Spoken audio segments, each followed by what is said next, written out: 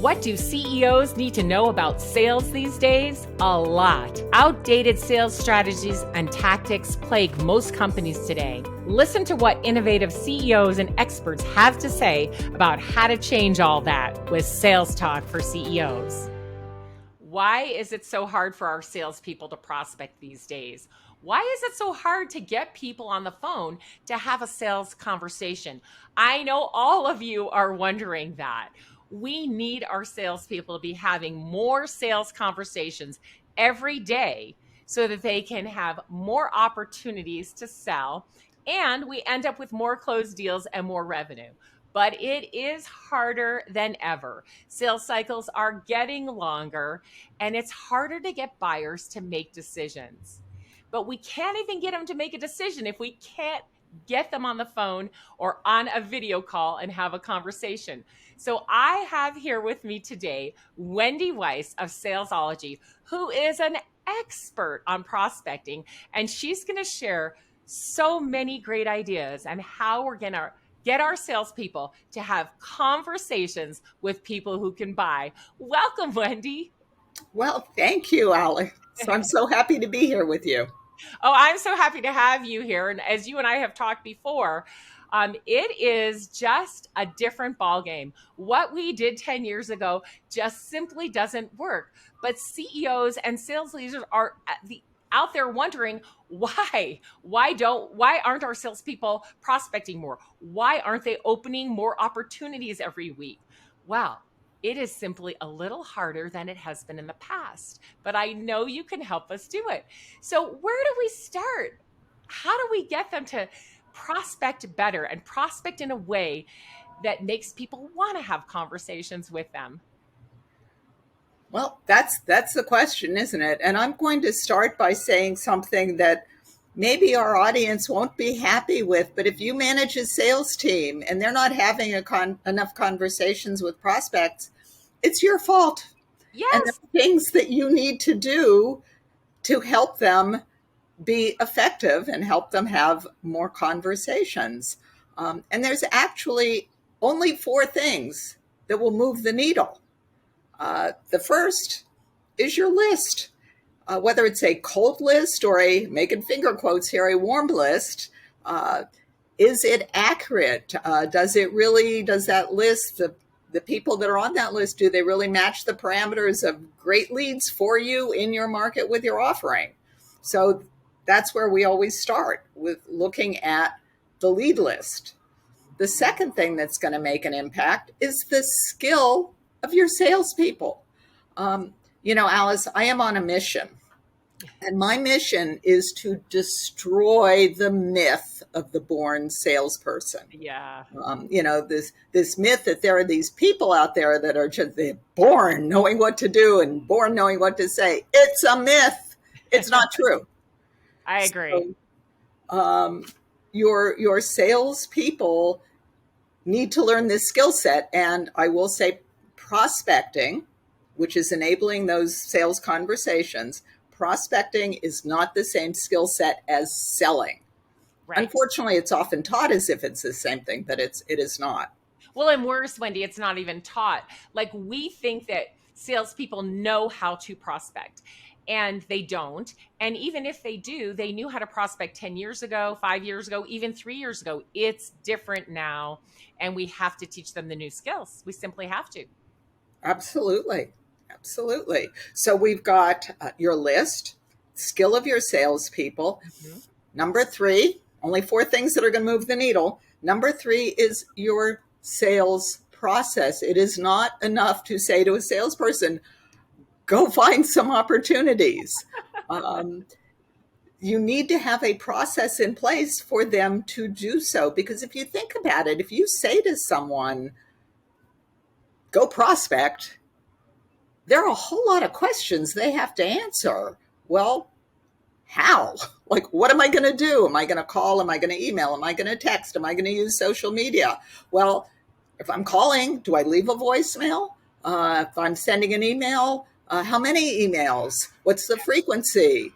What happens if I don't get an answer? Yeah, exactly.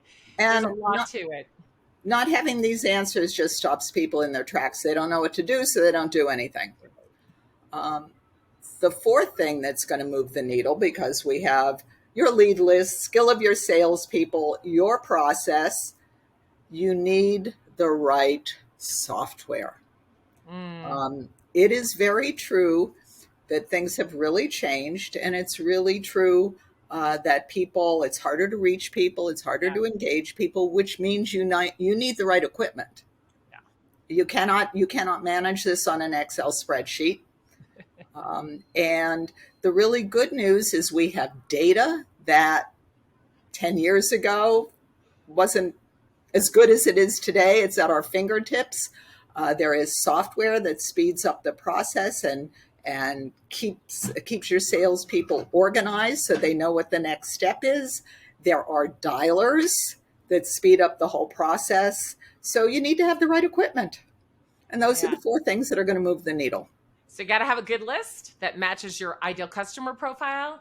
And it's got all the information that salespeople need on it. You've got to have the right skill set. So most salespeople will need to be trained on how to prospect to have these sales conversations. You have to have a process, and that process has to allow the salesperson to know what to do every day and how to do it correctly, right? And then you've got to have the right tools or software to enable them so that it's not arduous and tedious, and it just cannot be done on a spreadsheet. I love it. So those four things will help us move the needle. Let's break it down. So let's just take a little bit of a minute to talk about a list. And here's the thing that's crazy to me these days. I have actually had people hire salespeople and tell me that they need to build their own list. Now that sounds a little scary to me. I don't really want salespeople out building their own list. Really, how should that work at a company? Who's responsible for preparing the list that the salespeople will be prospecting? Well, ideally, and that's a great question. Ideally, whoever it is that is managing these people have a very specific, objective criteria for what makes a good prospect. For example, lots of times I'm working with a client and I'll say to them, describe an ideal prospect. And they either say things like, well, they need to have 10 to 10,000 employees, which is just like too big. Or they say things like, oh, well, they should understand the value that we bring to the table. And neither of those things are going to work. You need objective criteria, and you want to be very micro-targeted, because the more narrow your focus, the easier it is to identify a great lead, whether you're doing outbound or you have inbound leads. You don't want your salespeople wasting their time on leads that are completely inappropriate. It makes it easier to create a message that's going to really resonate. You know, your salespeople know how to talk to these leads. Yeah. So in my world, ideally marketing would handle a lot of this. And in the companies that I serve that are, they're 20 to 80 million mostly in revenues, and they have a B2B complex sale. They would have a marketing team, or they would outsource marketing, and there would have been some market research done to see currently who is the best market, not who it was 5 years ago or 10 years ago, but currently who is most likely to buy from us, and some demographic descriptors of those companies that are most likely to buy. Of course, you want your psychographic descriptors too, but those you find out as you do your discovery. It's harder to figure those out just, on someone's website, but you can certainly say, this is a very narrow niche. We only work with technology companies who have 50 to 100 employees, narrow, not 10 to 10,000, 10 to 50, right? And they make these types of things and they sell in this type of market. So we can describe them. If we can describe them, there are many, many tools out there to help us build a great list, right? Absolutely. So there's Zoom Info and there's Lead IQ, and we could go on and on. There's plenty of ways. Just even using LinkedIn Navigator, you can build a list. So I think you're right when you say the more specific you can be about who your target audience is, who's most likely to buy from you, the easier it'll be to build a good solid list. And in my world, marketing would do that. Now, we all know that doesn't always happen, right? So then it's down to the leader. Yeah. Well, to have a salesperson, a good salesperson wants to talk to prospects. So Yes. if they're building a list, they're not talking to anybody. Right.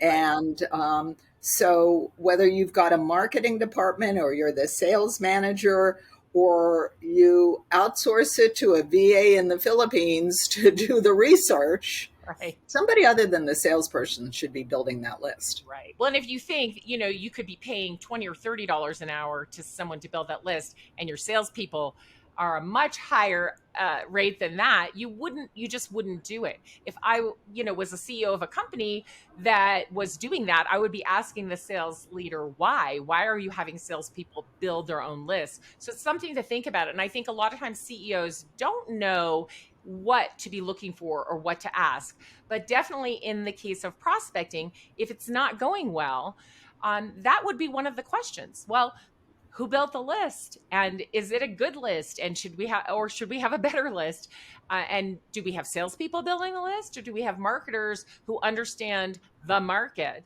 and understand our ideal customer profile building the list? So I think those are good questions to ask if you're wondering. All right, so let's just say we've got a good list, we got it built, we feel secure about it, there are email addresses, there are phone numbers, and we can actually try to reach these people. This is all knowable information. Right. So no reason not to have it. It's out there for you. Okay. So next we have to worry about the skills. So what are the skills that a salesperson needs to prospect in today's market? Okay. Well, the first thing I'm going to say about this is that prospecting and selling are two completely different skill sets. And, sometimes I get emails from people that tell me that they're really struggling with prospecting and that they're trying to be consultative. And now I'm going to say something that's really controversial, which is that consultative selling does not work for prospecting, because you cannot consult with somebody that will not talk to you. So the first step is to get them to talk to you. Right. So what this means is, if you're training a brand new salesperson in prospecting, they, first of all, they need to know how to speak with a gatekeeper, because there are still those frontline gatekeepers in a lot of companies. So they need to be able to navigate that to get to the person that they want to talk to or get the information. Then when they get their prospect on the phone, they need a script. And everybody, I hear our audience like cringing. No, we don't want to use scripts. But you know what? I'm gonna let our audience in on a little secret, Alice. Everybody uses scripts, and this is what I mean. Your sales team probably has some kind of elevator speech that they're using. It may not be written down, but if they kind of introduce themselves the same way every time, that's a script. Well, Wendy, this is what I have to say about scripts. Actors use scripts, but you wouldn't know it, would you? Because it's written down what they're going to say, and then they practice, and they say it in a way that it's so natural that it works, right? You believe them. So there's nothing wrong with a good script or a good guideline that is practiced and then delivered in such a way that it is delivered with confidence and it's believable, right? That's what we want people to do, to be able to say hello with confidence and get the person interested in having a conversation. Absolutely. And that's the reason that sales trainers like role playing so much. You have to practice. You have to practice with your salespeople. They need the muscle memory. Yes. So that when the prospect says hello, they are just able to introduce themselves. If they, you and I both have heard some of the most horrible introductory calls that are prospecting. Like, I've heard this. Hi, I'm Wendy. It's Alice. Listen, I'm calling you today because I wanted to introduce you to our company. We've all heard it. It's terrible. So here's a tip. all of you CEOs out there, every once in a while, you probably ought to listen to a couple call recordings and hear how your salespeople sound when they're prospecting. They shouldn't sound like that. It should No. be, Wendy, it's Alice. We haven't met yet. I'm calling you today because delivered with confidence and a message that will get someone engaged and interested, curious, so they want to have a conversation. All right, so they need the skills to prospect. They're not the same as selling, and I agree with you 100% on that, Wendy. How do we teach these skills to our salespeople? You said we write a script. What a novel idea. Hey, what are your best prospectors doing, and how do they get people to have a conversation? Listen to that, write it down, smooth it out, and then hand that back to everyone so they can tailor it to what's comfortable for them and use it. And see, Alice, I would even argue what you just said. Okay. I wouldn't have them tailor it at all. If you Okay. have a script that works, Just it use it. works. Okay. Change it. Okay. So they shouldn't change it. I got it. So let's get a script that works and have everybody use it. Because remember, we're probably not going to get to talk to them at that moment in time. What we're trying to do is get them to make time to have a sales conversation with us, correct? Exactly. My definition of the word appointment, because people sometimes get a little confused about this. Maybe pre-COVID, it meant you were going to get in your car and go see somebody. Right, Um, right. Today, the word appointment means they agreed to talk to you in depth. So maybe you're going to get in your car and go see them. Maybe you're going to do it all over the telephone. Maybe you're going to do a Zoom call. Doesn't matter. What it means, the word appointment means the prospect agrees to have an in-depth conversation with you about whatever it is you're selling. Yes. Yeah. About their needs, about solutions, right? They're agreeing to converse. And I think that is important. And it's typically not going to happen when you call them at that moment. So, really, what we're trying to do is set that appointment for that in depth conversation.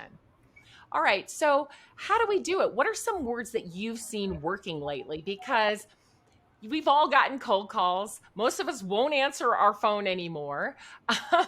But let's say I do answer my phone. What can a salesperson say to engage me right away? Well, I'm going to take a step back Okay. because before you have your salespeople call a prospect, you really have to do some in-depth research with your clients or with prospects. And the question is, what is the problem that these people have that you can help them with? And how do they talk about it? Not how do you talk about it? How do Okay. they talk about it? Because one of the biggest shoot themselves in the foot thing that salespeople can do is use their jargon when their prospects don't know what they're talking about. So that means have some conversations with some of your clients. Yeah. And the questions you can ask are, what was going on before you started working with us? And how did you feel about that? And what's going on now? How do you feel about that? Nobody wants to ask the how do you feel about that question. Those are the important questions. Yeah. How do you feel about that? All the way in the sales process is important. Not only how do you feel about that, but how do the others who are impacted feel about that? I think we are afraid sometimes to ask feel. We say, oh, how do you think? What do you think? Right. But we do need to ask the feel question, Wendy, 100%. So you're saying when we prepare these scripts, we need to have done our homework to understand if we're calling on chief marketing officers to sell them some kind of software that's going to make it easier for them to, let's say, track their advertising, then we better know something about the problems that they're currently having with that before we write the script and start making these calls. Absolutely. We used to use this script that was essentially one sentence that got an appointment because the script went, my business development person was calling in a particular niche market where the owners of these companies did not want to manage their salespeople. And So the script went after Tim introduced himself. He said, we specialize in working with plug in the correct title of companies that are sick of micromanaging salespeople that aren't selling.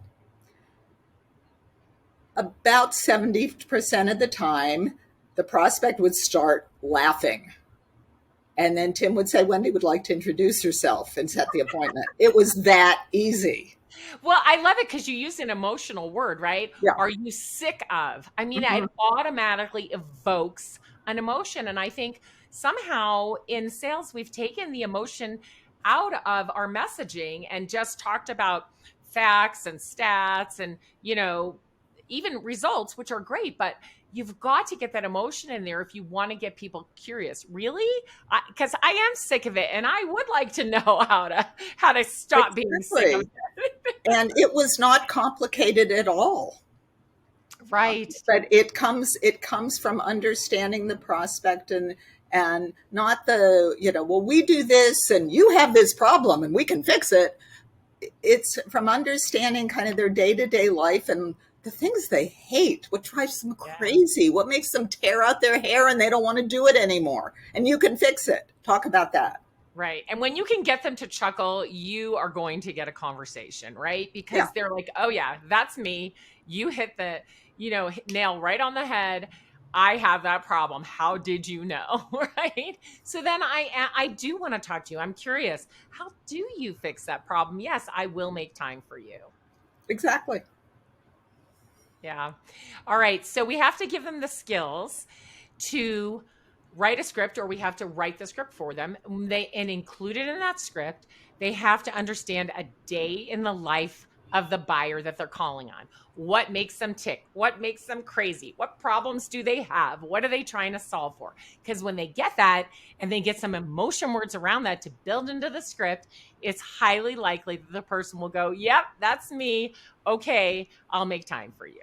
And not only that, when you leave them a message with a voicemail with that kind of message, or you send them an email, they call you back or they hit reply. Right. Okay. Now let's pause on that for a second, Wendy, because there is some question, and I even saw this on LinkedIn in the other day. Should you leave a voicemail or not leave a voicemail? And I want to hear, I know you've got some information on that. I want to hear your opinion. If I'm dialing, should I leave a voicemail? Okay, this is the question, isn't it? And the answer is absolutely. Your salespeople should always leave voicemail messages. Going back to step number 3, when I talked about the 4 things that are going to move the needle, the process, you have to have a process for this because all the research shows that it takes somewhere between 8 to 12 touches to get someone to respond. So you can't just leave one voicemail. And we do a combination of voicemail and email.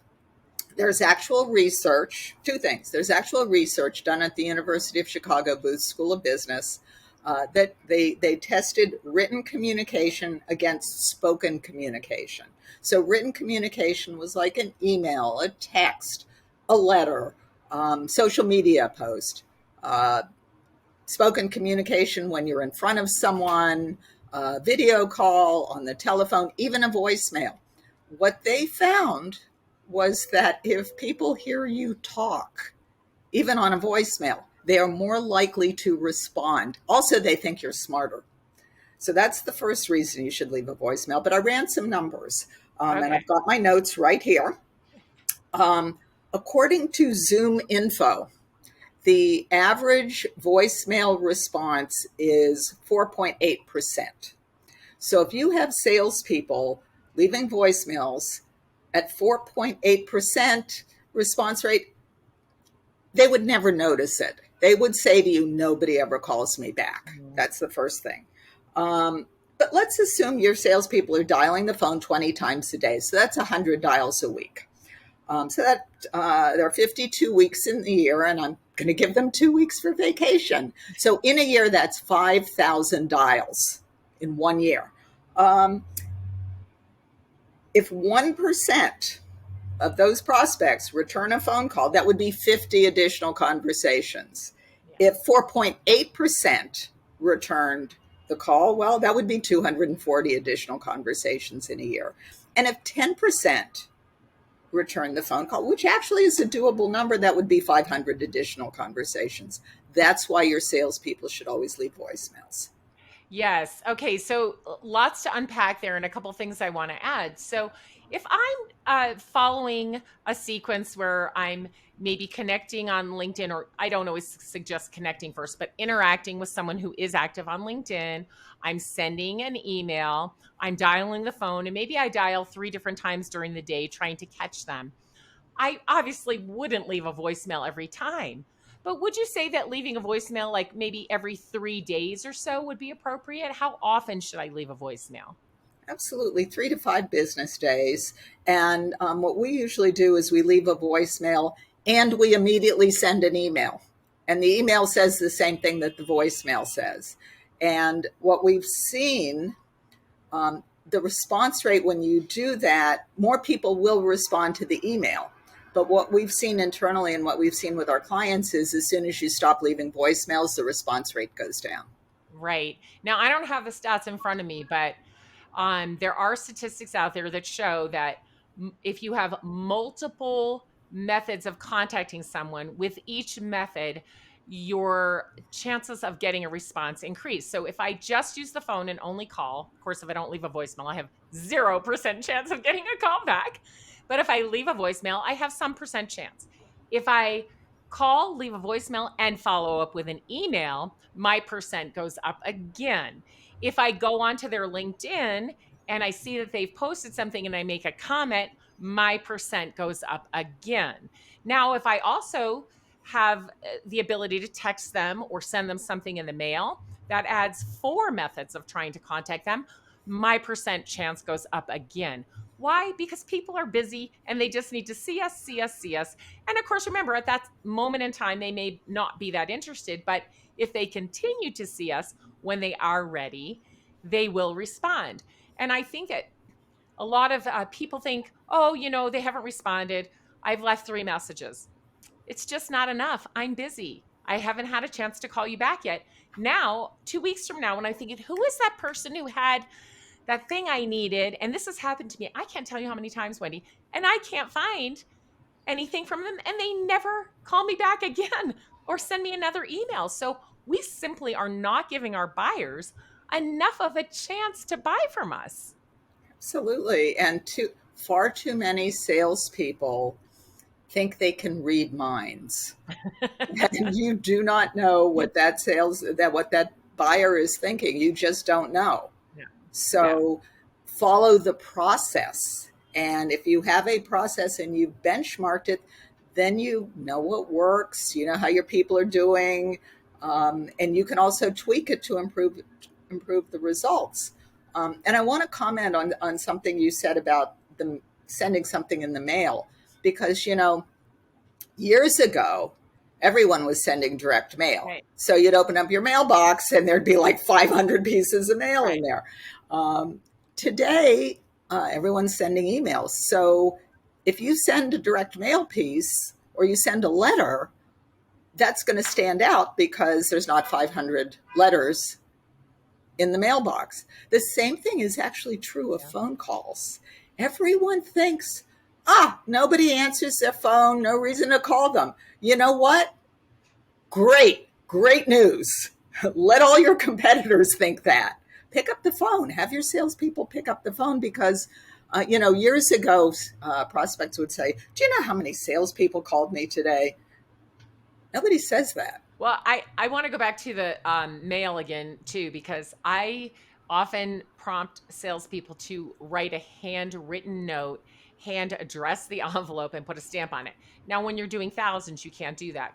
But if you're doing an account-based prospecting approach, which you and I both agree is, a great way to go, pick the few companies that you really want to get into, find 5, 6, 8, or 10 of the people who might be likely to be involved in the decision, and really make a concerted effort to get the messaging down and go approach those people, right? And if you're doing that, when you see that they just won an award of some type or something significant happened in their company, take out a beautiful note card, handwrite a note, handwrite the envelope, put a stamp on it, it will get opened. And people tell me, oh, well, nobody's working in their office anymore. Well, they forward the mail. So trust me, they'll get it.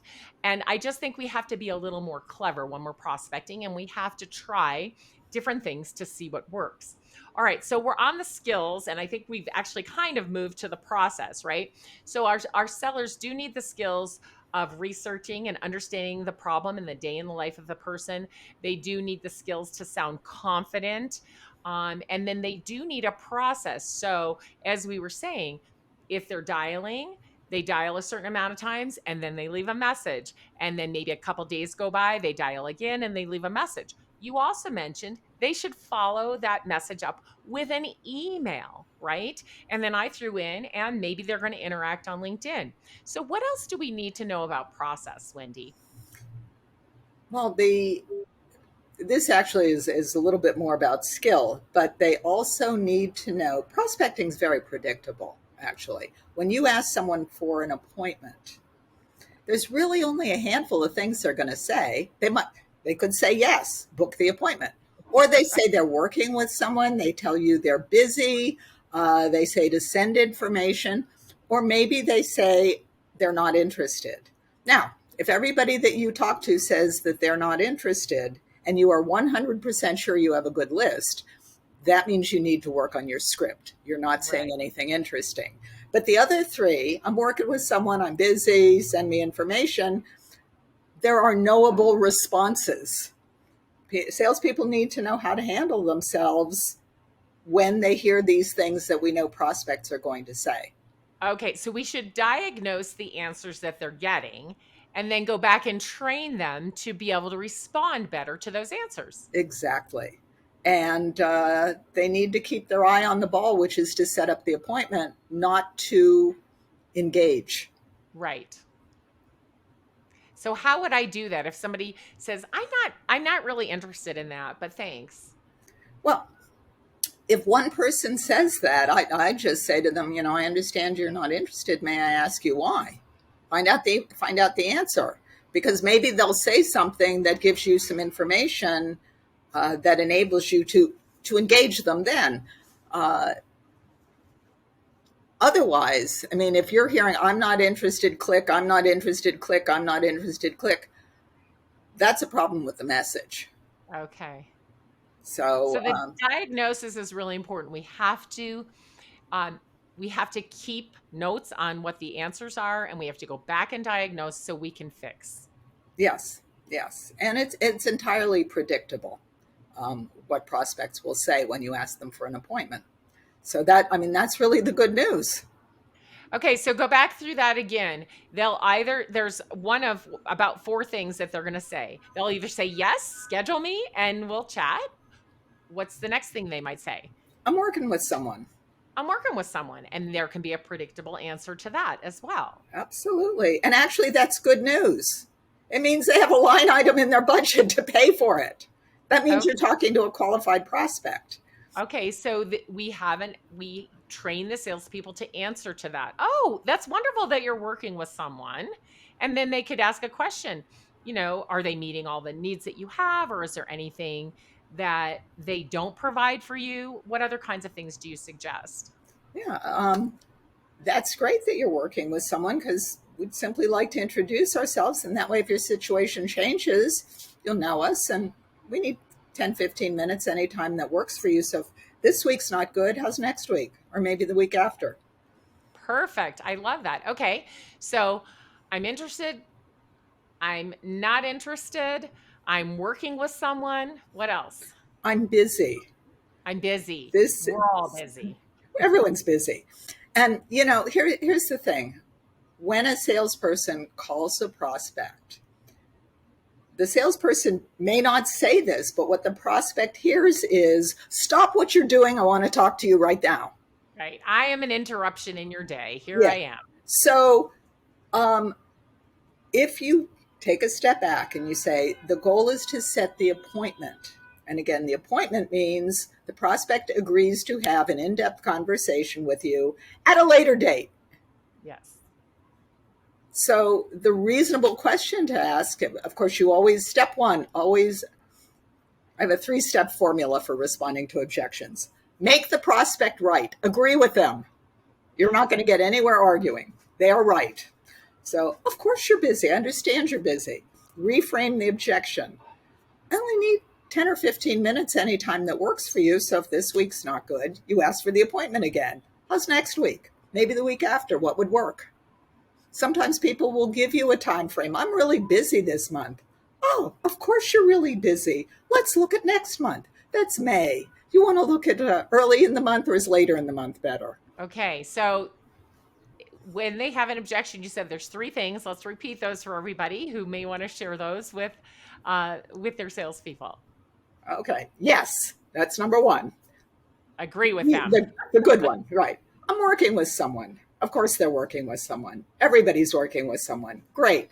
It's if you think about your prospecting process as trying. You're not calling them up and saying, "Dump your vendor, hire us."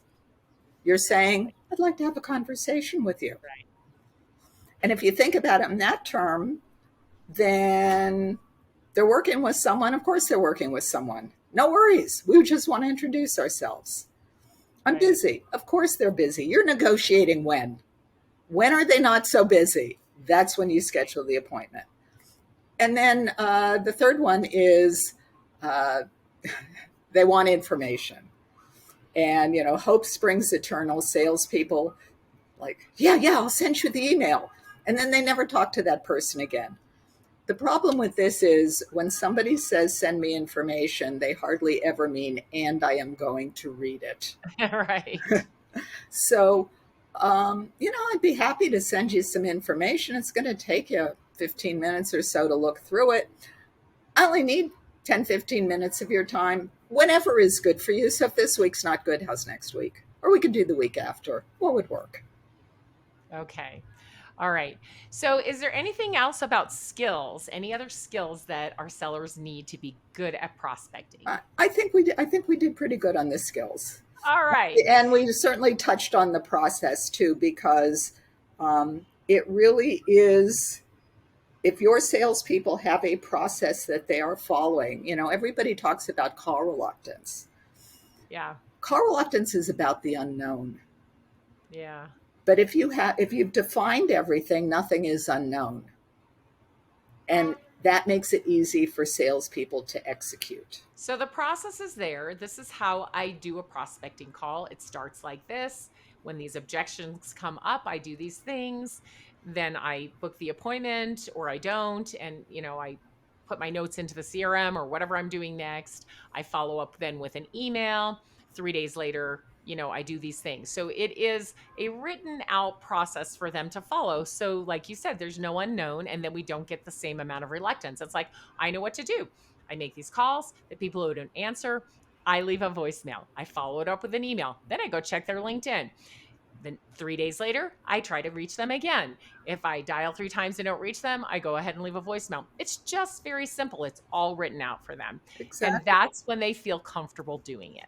And then the process repeats itself. If there's no response, you take that lead. This is just contingent on how many leads you have. You recycle it for them 3 months, 6 months, a year out, start the whole thing all over again. There you go. And I love that recycle, because that's the way I am too. It's like, hey, they didn't say don't ever call me again. So just give them a rest, give them a break. They're not interested right now, but 3 months from now or 6 months from now, they might be. So start the whole process over again. And you know what's really funny, Alice? And I have personally experienced this, and a lot of my clients have experienced this as well. When you're following a process and you've tried to reach someone and they haven't responded, and you've recycled them, and you've done that a handful of times, and you finally get them on the phone, they go, Wendy, how are you? It's been so long. And they think that they know you. And I'm looking at the CRM. I know I never talked to them, but they think because you've reached out multiple times that they know who you are. Yeah, because you've built a relationship of types by continuing to nurture them. They see your name, they see good content from you, they see information from you, they see you interacting on LinkedIn. So they feel like they know you a little bit. So I think that sellers simply just give up too soon. Yes. And then they get demoralized if they do get a response that says, take me off your list. Yeah. And, that person just did you a huge favor. They Yes. just freed you up to call somebody that's going to say yes to you. Thank you for saying that, right? So I want to get an answer, a yes or a no. Thank you very much. If you're not interested, take me off your list and you really want to be off my list, happy to take you off because I only want to approach people who want to talk to me. So I love that. All right. So as we wrap up here, we have the topic of software. That was your fourth thing that would move the needle. Your list, the salespeople's skills, the process, and the software. So Yes. let's talk briefly about software. Yeah. There are a lot of platforms that people use to manage accounts. But account management software is not built for prospecting. Prospecting, isn't that the truth? I see so many people struggle with this. I'm like, that software wasn't built for this purpose. And so you need, I'll shout out to Bob Howard of Contact Science. That's what we use. It's built for prospecting, it's built for appointment setting. And they've done benchmark studies against, I won't name check, but very, very well known CRM systems. And to dial the phone 10 times using most of those CRM systems will take close to an hour. To dial the phone 10 times using Contact Science will take 20 minutes. And then when you add a dialer to the mix, you can double your call volume easily. So you using the right prospecting, not CRM, not selling account management software, but prospecting software, will speed up the process. Yeah. And adding a dialer will speed it up even more. And the dialers these days are completely seamless. They enable you to drop voicemail messages. You pre-record the message when you are your perkiest, and that's the message that you drop. And so it just, it can double or even triple the numbers. And that's actually, used to be we could get people on the phone really easily. Now we can't. So volume is important. And then if you've got good messages, people will return phone calls or respond to your emails. Yeah. So we need specific software that was designed to help us prospect. Exactly. You need, it's like, I don't cook. My sister sends me recipes all the time, but I don't even have the right equipment. Like, I don't have the right knife to cut whatever it is I'm supposed to cut. I don't have the right pan. So even if I wanted to cook, I don't have the right equipment to make the dish. Right. You need to have the right equipment. Yeah, absolutely. So you may have an idea that your salespeople should make more dials, but you're not making it easy for them to make more dials. You need some software that does that. You might want them to do a sequence of call several times during the day, leave a voicemail one of those times, send an email with a follow-up, and then check in on LinkedIn. But there's no way for them to remember to do that or to do it in the right order. That makes it difficult. And again, you're going to get reluctance then, right? Because they're like, oh gosh, I have to do this, but it's all confusing. I have to keep it on a spreadsheet and check off who I called and who I didn't call and who I checked on LinkedIn and who I didn't check, right? So if you're making it hard for them to prospect. Absolutely. And in a lot of CRMs, they have to go from screen to screen to screen to find the information that they need. And then they have to write copious notes. And there's a lot of work involved just to get to the next call. Yeah. And one of the things I hear from clients all the time is that salespeople don't use the CRM. Like, they don't put it in their notes. They don't, like, nobody knows what's going on because the salespeople just don't use it because it's hard. Yeah. Yeah. And we can't make it hard. All right. Well, we need to wind up here, but you have given us 4 specific things that will move the needle on prospecting. Make a great list. Make sure your salespeople have all the skills they need. Provide a process so they know exactly what to do and it removes reluctance. and then be sure they have the right software for the job that you're asking them to do. Wendy, that's fantastic. I think everyone listening can take that information and take a look at their current prospecting and see whether they have all those pieces in place. Yes. And I have a gift for our listeners, which Excellent. will help them implement that. It's the Salesology Sales Prospecting Toolkit. And Wonderful. it's packed with information, things you need to have in place for your sales team, examples, uh, tasks that things you need to have them doing. There's an ROI calculator, a way of tracking what they're doing. It's a very robust toolkit. And I believe you're going to post that with the show notes. We absolutely will. And if people want to get a hold of you, I know you have a website, and go ahead and tell us the best way for them to get a hold of you. Well, the website is gosalesology.com. You can email us at info@gosalesology.com, or I'm a phone person. You can call me 866-220-4242. And if you leave a message, I will call you back. Oh, I love that. And of course, Wendy is on LinkedIn and very active there as well. So you can follow her advice. And I'm so grateful for everyone who joined us today and listened. You have now got some steps you need to take to see how you can make your prospecting more effective so your salespeople get to have more sales conversations. Then we all get what we want, which is more sales. Yeah. Have a really great day, Wendy. Thank you so Thank much. you. And I also want to invite our listeners to listen to my podcast, which is Salesology Conversations with Sales Leaders. And we have an episode with you, Alice. So maybe That's we'll right. post that episode in the show notes with your podcast so people can listen to that too. We absolutely will post that episode in the show notes and make sure that everybody has a link to listen to Wendy's podcast where she's sharing great information on a regular basis. Thank you. Thank you. If you enjoyed the show, please like and subscribe, and we'll see you next week.